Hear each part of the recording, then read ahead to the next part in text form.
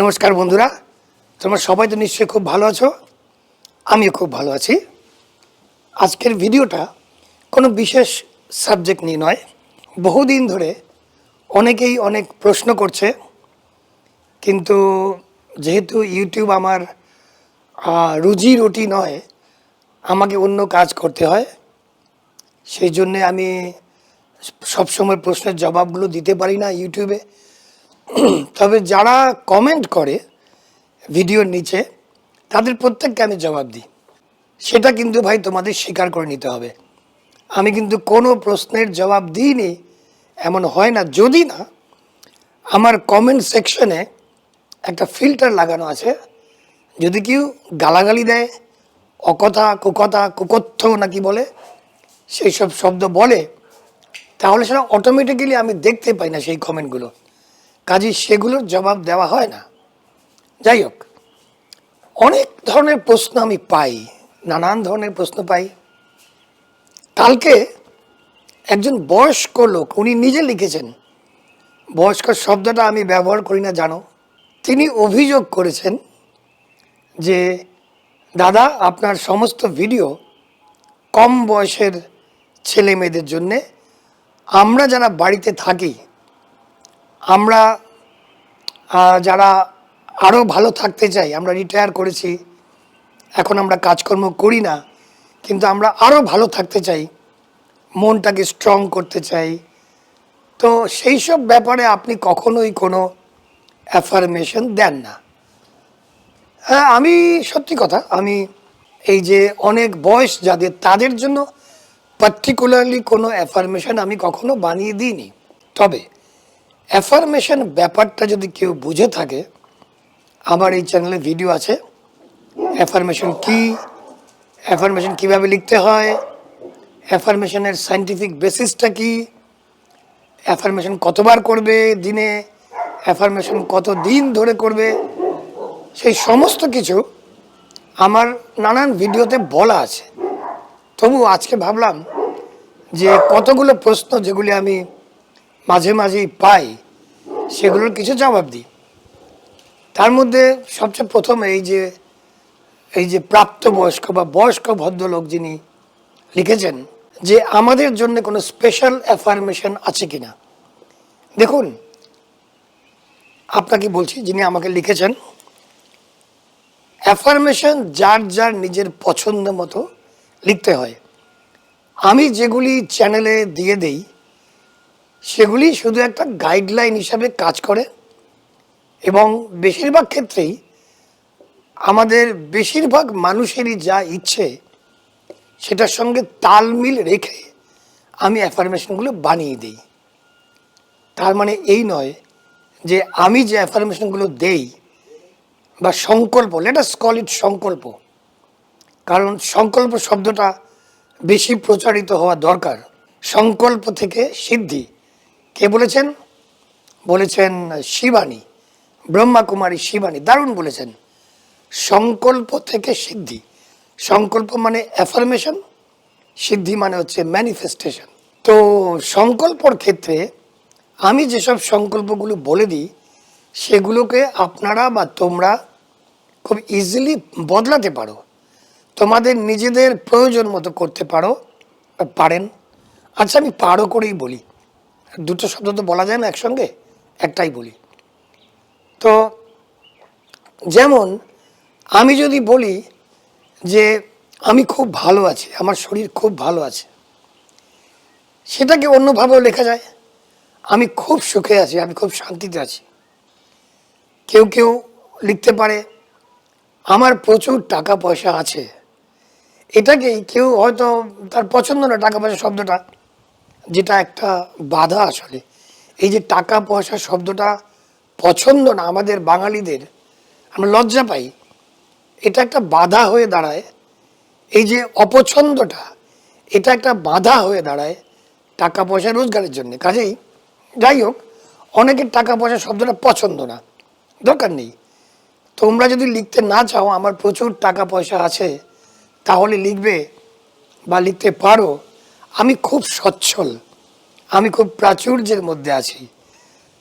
যে যেভাবে চায় তো এই যে বয়স্ক ভদ্রলোক যিনি লিখলেন যে আমাদের জন্য কি আছে, অ্যাকচুয়ালি 66, 67, 70, 75, 80 বছর বয়স পর্যন্ত আমরা যেভাবে জীবনযাত্রা মেনটেন করেছি, আমরা যা যা আমাদের মাথায় ঢুকিয়েছি, 70, 75, 65, 80 বছর বয়সে গিয়ে সেগুলির রেজাল্ট আমরা দেখতে পাই। আমরা যদি সারা জীবন ভেবে থাকি যে আমি গরিব, আমার কাছে টাকা পয়সা নেই, আমার চাকরিটা বাজে, ব্যবসা করতে পারলাম না, আমি ফেলিয়ার, তাহলে ওই 70, 75, 80 বছর বয়সে গিয়ে দেখবেন আপনার কাছে কিছু নেই, আপনি অত্যন্ত দারিদ্র্যের মধ্যে আছেন হয়তো, অথবা হয়তো পয়সা করি আছে চাকরি বাকরি করে বা পেনশন টেনশন পেয়ে, কিন্তু সবসময় একটা ভয়। কিসের ভয়? ফুরিয়ে যাবে, টাকা পয়সাটা ফুরিয়ে যাবে, যা জমিয়েছি থাকবে না। কতদিন আর থাকবে? যখন পয়সা থাকবে না, আমাকে হাসপাতালে কে নিয়ে যাবে?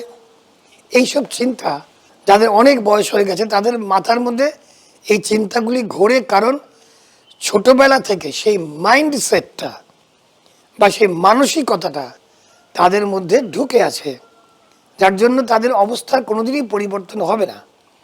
আবার উল্টো দিকটা দেখো, যাদের মনের মধ্যে ঢুকে আছে তারা খুব ভালো, যারা অল্পে সন্তুষ্ট থেকেছে, যারা কখনো নেই নেই নেই নেই বলেনি, তাদের মাইন্ডসেটটাও 70, 75, 80 বছর বয়সে গিয়েও তাদের মাইন্ডসেটটা সেরকমই ঝকঝকে থাকে। কাজেই তাদের শরীর খারাপ হয় না, অসুখ বিসুখ কম হয়। আমরা সবাই ভাবি যে অসুখ বিসুখটা বেশিরভাগই আমাদের উচ্ছৃঙ্খল জীবনযাপনের একটা একটা ফল। সেটা অবশ্যই কিছুটা ঠিক। উচ্ছৃঙ্খল জীবনযাপন, অনেক রাত্রে শোয়া, অনেক দেরি করে ওঠা, উল্টো পাল্টা খাওয়া, অত্যাধিক মদ্যপান বা ধূমপান করা, এগুলি শরীরের অবশ্যই ক্ষতি করে। তার থেকেও ক্ষতি করে মন। আমাদের মাইন্ডসেট বা মানসিকতা যদি অসুস্থতার মানসিকতা থাকে, যেমন পাড়াপড়শি তোমাকে যখন সারাক্ষণ মোটা মোটা বলবে, তো তুমি আরও মোটা হয়ে গেছিস, অথবা তোমাকে যদি বলে হাত পা শুকিয়ে গেছে, চেহারাটা যেন কেমন হইয়া গেছে, তো এইসব যেভাবে শুনবে তোমার মাইন্ডসেট ঠিক সেইভাবে তৈরি হবে।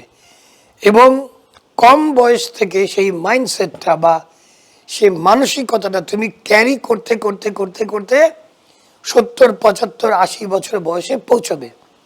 এবং যখন পৌঁছবে, বাই দ্যাট টাইম যা সর্বনাশ হওয়ার হয়ে গেছে। তোমার যে হরমোনাল সিক্রিশন তোমার বডিতে এমন সব সিগন্যাল পাঠায় যে তুমি আর ভালো থাকতেই পারবে না। তুমি হয় অত্যন্ত মোটা হয়ে অসুস্থ হয়ে শ্বাস প্রশ্বাস নিতে পারবে না, আবার খাবার হজম হবে না, হাঁটতে পারবে না, হাঁটুতে রিপ্লেস করতে হবে হাঁটু, এই সব লেগেই থাকবে।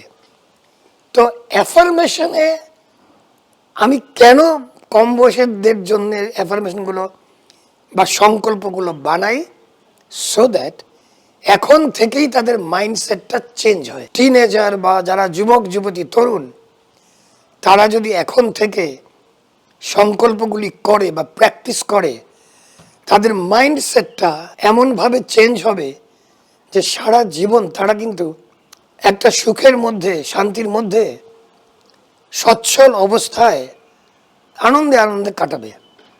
সেই জন্যই আমি আপনাকে বলি, যিনি আমাকে লিখেছেন, যে বয়স্ক লোকেদের জন্য আমি কেন সংকল্প বা অ্যাফার্মেশন লিখি না, এটাই কারণ।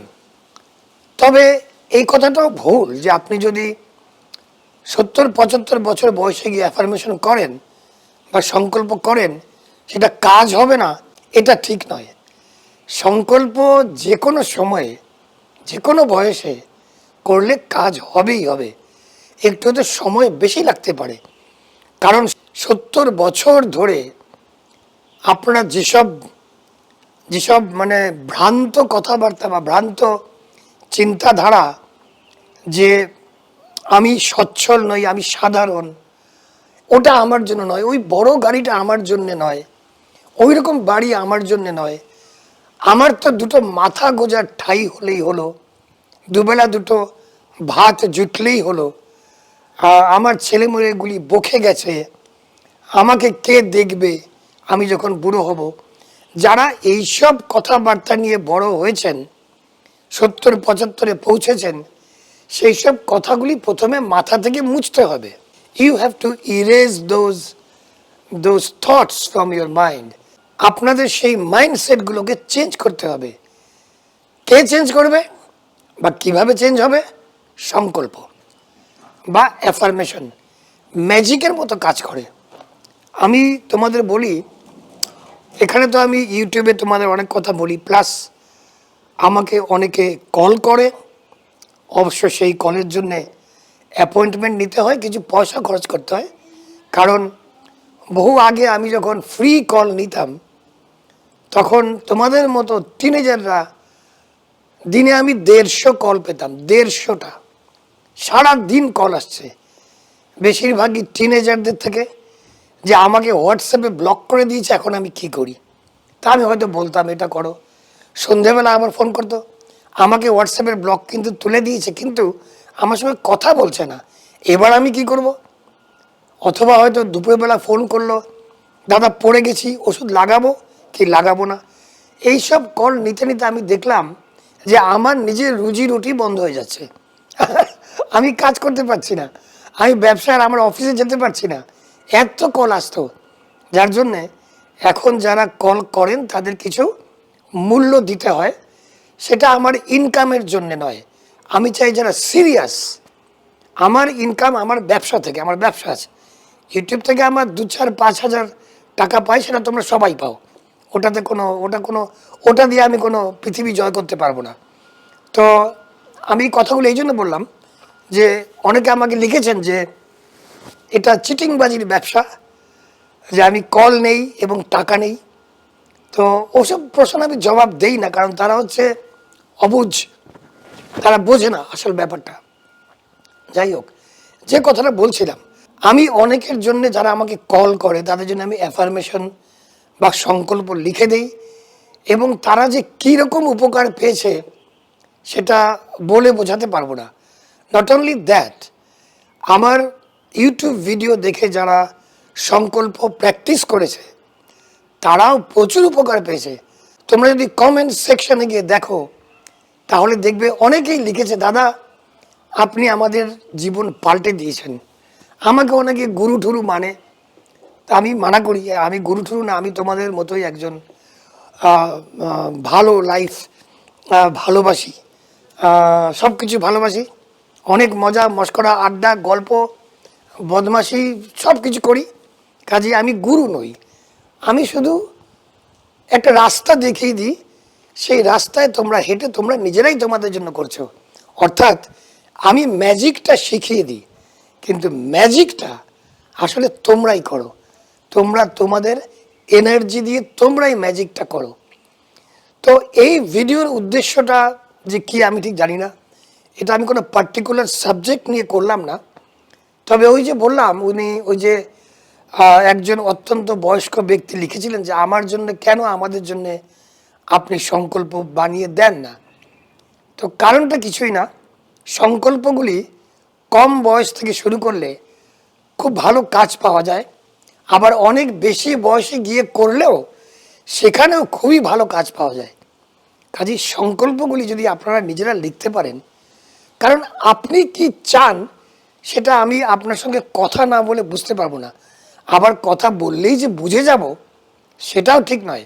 তবে আমি কথা বলার সময় একটা ভাইব্রেশন আমি টের পাই। এটা কিভাবে পাই আমি জানি না, কিন্তু আমি যখনই কারোর সঙ্গে কথা বলি, যখন কেউ আমাকে কল করেন, আমি পরিষ্কার বুঝতে পারি যে তার পরিস্থিতিটা কি, সে কীরকম পরিস্থিতিতে আছে এবং তার মাইন্ডসেটটা কি। 2-4টে কথা বললেই বোঝা যায়। দেখো, এত হাজার হাজার শত শত লোকের সঙ্গে কথা বলতে বলতে, মানুষের সঙ্গে মিশতে মিশতে আমার এই বয়সে এসে এটা আমার পক্ষে বা তোমাদের কারোর পক্ষে বোঝা খুব একটা মুশকিল না যে কোন মানুষটার মাইন্ডসেটটা কীরকম। কাজেই আমি যখনই মাইন্ডসেটটা ধরতে পারি, বুঝে ফেলি কথা বলে, তখন আমি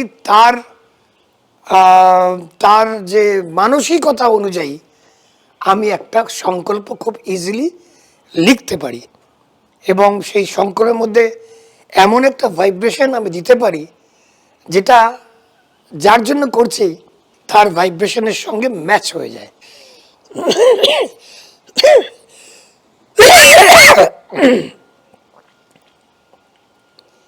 দিস ইজ পিওর সায়েন্স।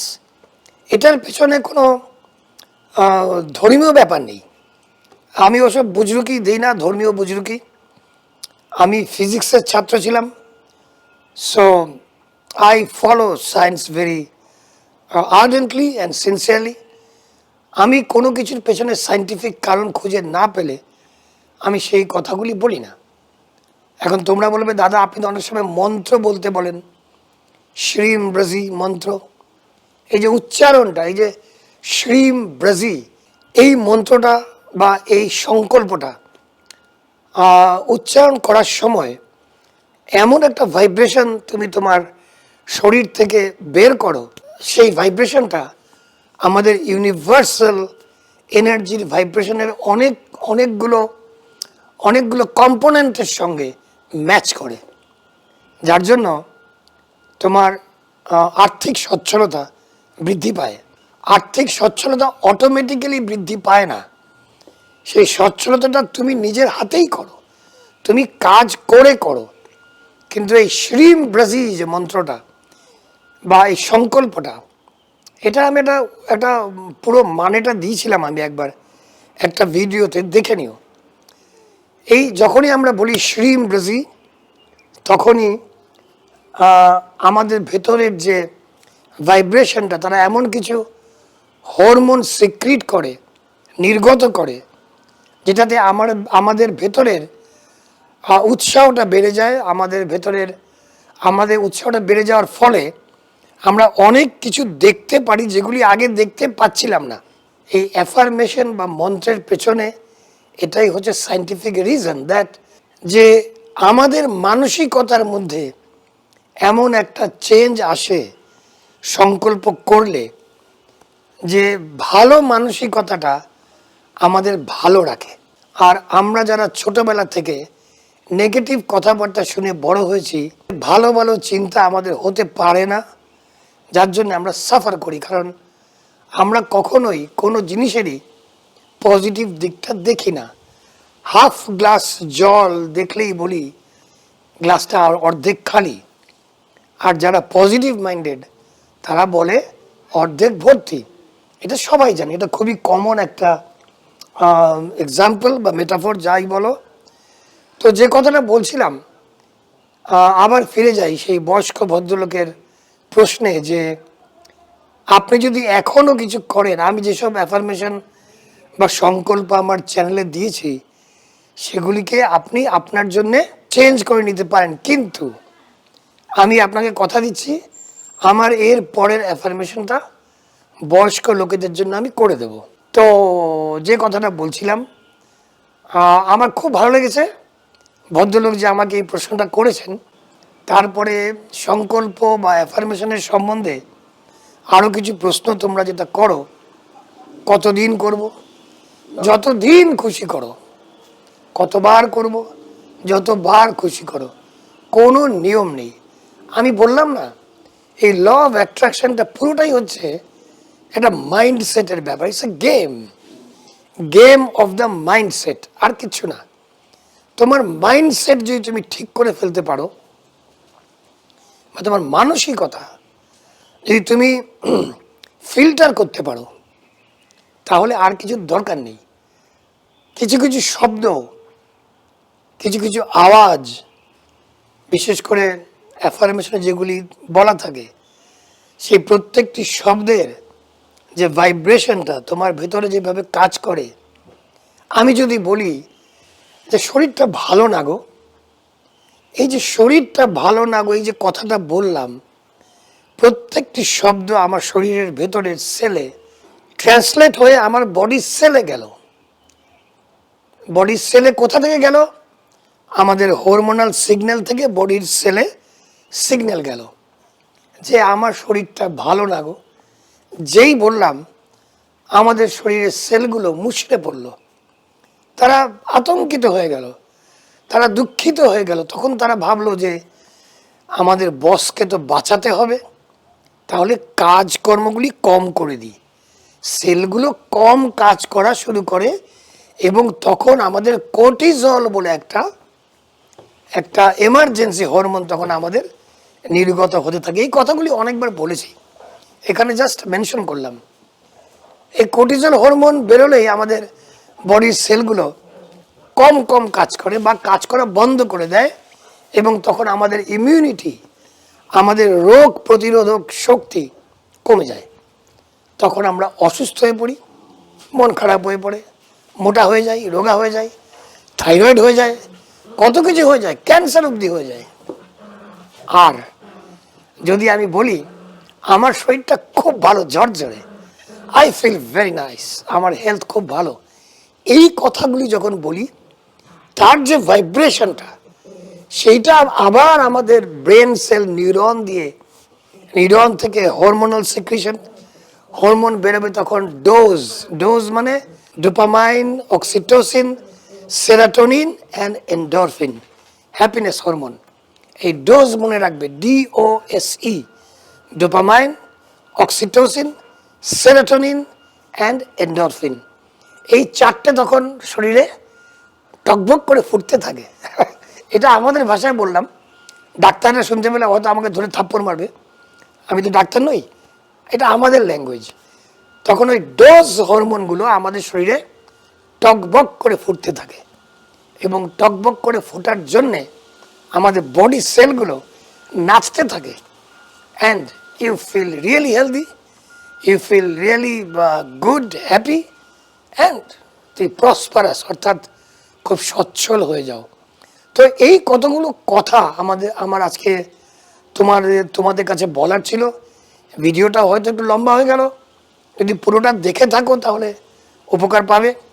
যদি স্কিপ করে করে দেখো সেটাও হচ্ছে একটা মাইন্ডসেট। স্কিপ করে করে ধৈর্য নেই, অথবা ডেটা বাঁচানোর জন্যে। তবে ইন্ডিয়াতে ডেটা খুব সস্তা, আমি যেখানে থাকি সেখানে অত্যন্ত দামি, ডেটার দাম খুব বেশি। তো যাই হোক, অবান্তর কথাবার্তা এগুলো। তো এগুলি বলার ছিল, আর কিছু বলার নেই আজকে। তোমরা সবাই ভালো থাকবে, তোমাদের সবার মঙ্গল হোক, আবার দেখা হবে। যাও, জিতে নাও।